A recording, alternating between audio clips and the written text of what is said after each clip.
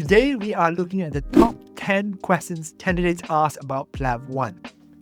These are the most common doubts, and clearing them will help you stay focused and confident. Around 500 hours of study time in total across your preparation. If you are working full-time, aim for 5 months. If you are not working full-time, 3 months is usually enough.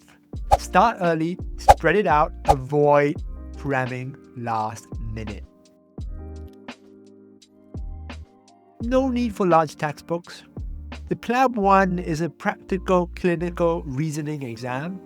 All you need is a good question bank. The pass mark changes every sitting. I'd suggest to aim for above 117 over 180 on your usual time mocks. Focus on getting consistent scores in that range in your time mocks. Here is the data from the last 5 years published by GMC.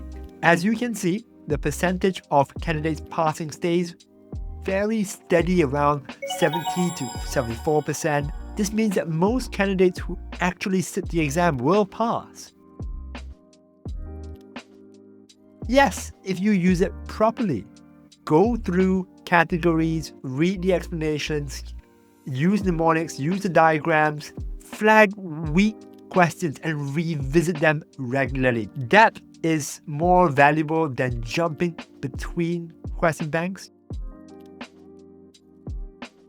Candidates do not need to read the full 9 CKS to pass PLAB 1, although it helps when you are doubtful about the explanations. But otherwise, these guidelines are already distilled into Plabable's explanations.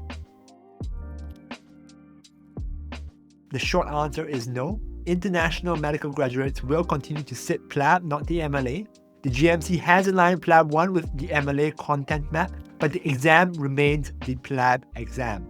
So if you are training outside the UK, your pathway stays the same. You have PLAB 1, then PLAB 2, and then GMC registration.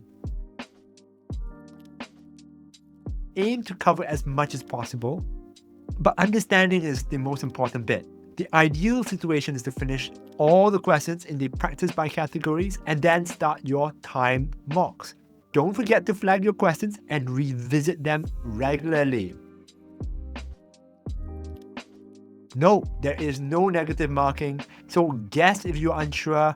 An unanswered question is always worse than a guess. Yes, you can scribble, circle, underline, annotate. The invigilators will collect the answer paper and the question paper, but they would likely just bin the question paper so you can do whatever you want with the question paper itself. No, calculators are not allowed in the PLAB 1 exam. This is very different from the MLA, which does allow calculators. Remember, PLAB 1 has simple calculations, so you don't have to worry about complex things. With practice, they are very manageable without a calculator. These are the top 10 questions candidates ask about PLAB 1. If you want more videos like this for your PLAB journey, feel free to subscribe or comment and ask us some questions. You have got this.